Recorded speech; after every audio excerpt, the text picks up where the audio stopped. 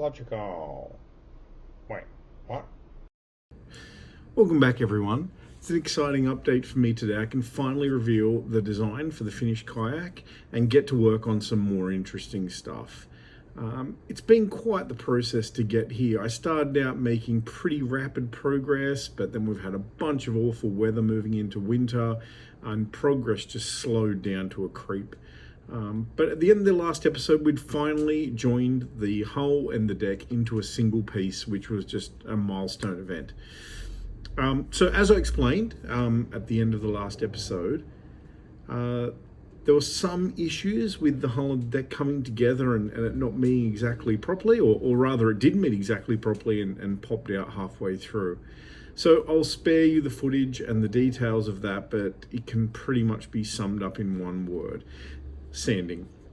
A lot of sanding. We really had to go to town on this thing to make the edges, but in the end, I'm really happy with how it turned out, and I'm pretty excited to reveal the design of the kayak. So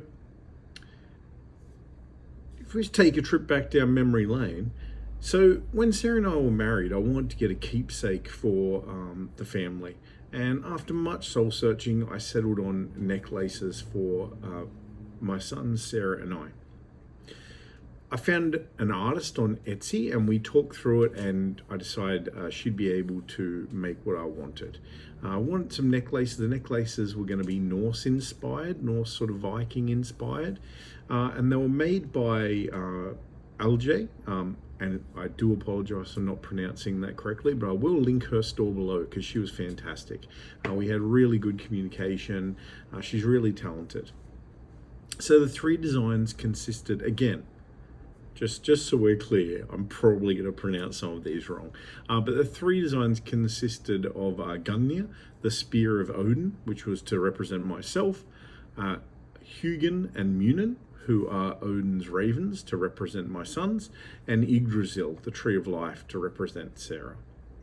I wanted to carry through that idea on the kayak, and I had an idea of what I wanted and how I wanted the design to flow, but I had no chance of translating it into a coherent plan.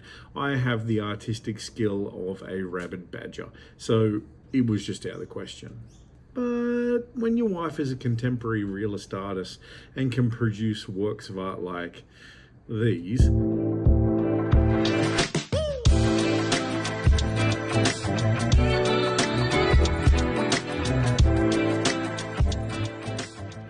when my efforts are not nearly as good, I knew it was time to enlist some help. So I discussed with Sarah, and I found some images that looked like what I wanted, and she got to work. The first step was actually to create a vector of the kayak itself, like a top-down view of the deck, that we could use to visualize the design and plan out the execution. We couldn't find anything online, but there are some line drawings in the manual, so we scanned those. Sarah imported them into Adobe Illustrator, and we used those to create our own vector images. The next step was looking for, I could describe what I wanted, but the look and the feel and how it was going to go together was another thing. So I scoured the internet looking for images that represented what I wanted, and I found a bunch of really low quality screenshots which match what I was looking for. So we had to talk about it, we discussed it, how we're going to modify them, how it was going to go together. These are all separate images coming together to make one coherent plan. And Sarah went to it again. She took all these into Adobe Illustrator and got to work tracing them, adding, removing, and essentially she turned them all into vector images. For those that don't know, vectors are an image that's created from a mathematical equation, so they can be infinitely scaled in size, small or large, with no loss of quality. So that's going to be really important because we want to print those out to the size of the kayak, and then be able to lay that down on top and trace over it. And here are the results.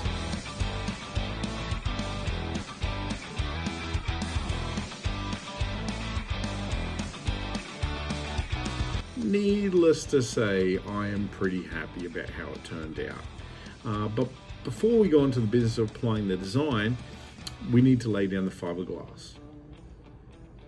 So my plan with this is to, I have gone back and forth with both CLC and different paint and fiberglass manufacturers to find the best way. The best thing to do is going to be to pencil out the design onto the deck. Fiberglass over the top of that, you can see it coming through. It's all been tested. I've trialed it multiple times now. And once that the fiberglass is done and pretty much ready, it's been sanded and it's ready, we will then paint the design on using a 2-pack polyurethane, and then finally, once that's all dry, a clear coat over the top. So the instructions for glassing the deck and hull are somewhat average, to say the least. You wouldn't want to go off brand, right? But now I'm going to let Pa Sam take over and explain what was happening there and what we did next. Finally ready to start fiberglassing. So originally we were looking at drawing our design, getting our design ready on top before we started doing any fiberglassing, but after reviewing the instructions, the hull gets fiberglassed first, and then once the hull's completely fiberglassed and cured, it's turned over, the edges, the shears are sanded, and the top's going to be fiberglassed.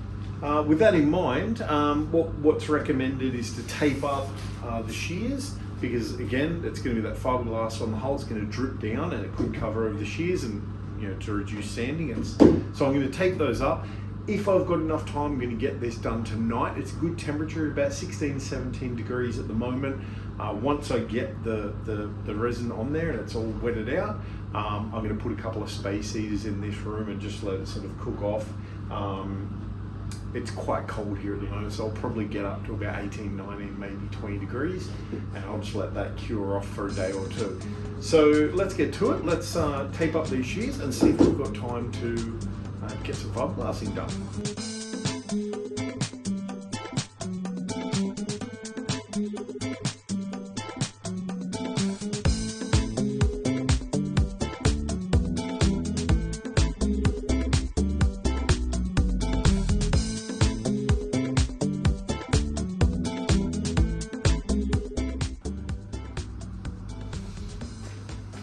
Alright, taped up and ready to go. So as with a lot of the instructions in this project, it's not entirely clear yet again.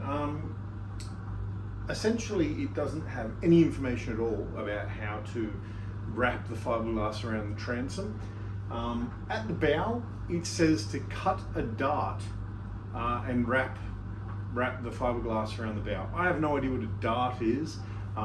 What I'm assuming is if this is a flat piece of fiberglass, you cut a triangular shape out of it. So as it drapes over the bow, you just wrap the ends around each other. So it is going to be double layered there at the bow a little bit, but that's probably a part that is going to take a few hits. So that's probably not a bad idea. I think I'll do a similar thing at the transom. I'll cut a bit of a triangle in it and wrap it round. It is a flat surface there at the transom, but the transom, I've put quite a bit of fiberglass in there to level it off. So as long as the fiberglass on each side is wrapping onto that transom, it should have a full waterproof barrier. So I'm going to get this guy turned over, and then we're going to see what we can do.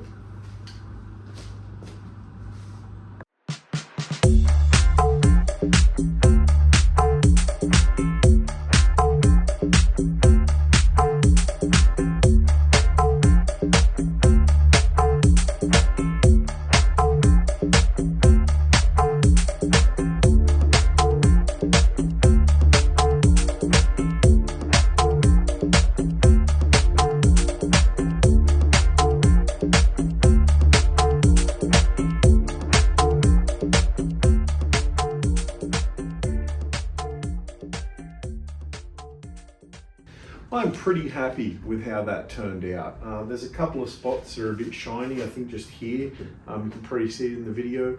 That's because I've put on a bit too much resin. It's already filled the weave in the fiberglass. It should be nice and matte and still have some texture on it, like this. But I was under pressure by the end of last night. So where the fiberglass overlaps and anywhere where there's any little bubbles or imperfections in it, I'll give them that a quick sand before putting the next layer of fiberglass on. So the next step, at least as far as the instructions are concerned, is to trim off that that fiberglass skirt that was hanging off the hull and over the deck, and then feather that in with sandpaper really well, and then completely finish the deck, as in, you know, put the next couple of layers of fiberglass on until it's completed, at which point we'd flip it over and we'd fiberglass the deck. Now, where the two bits of fiberglass join from the deck and the hull, you can't have any gap or anything like that, because any bit of water that's going to get in there is going to permeate through and just slowly get underneath the fiberglass and ruin everything. So the fiberglass from the hull would then wrap around over onto the deck, and that would create a complete waterproof barrier. I found a few problems with this, to be honest. Originally I'd planned to go ahead with it, and I trimmed off the fiberglass skirt, as you can see here, and sanded that back, and I was ready to do what the instructions say. However, in my case at least, it doesn't make sense to me. We're finishing the hull, you know, it's going to be completely finished, and then we're going to wrap more fiberglass on top of it. That's going to cause a very obvious mark where the fiberglass from the deck goes onto the hull, and that's all going to need to be sanded, and potentially another layer of fiberglass put over it. So in fact, I wish I'd read further forward in the instructions. If I'd read the instructions further and realized what was happening, I would have wrapped the little fiberglass skirt that you see here and wrapped it onto the shears. So that was already done.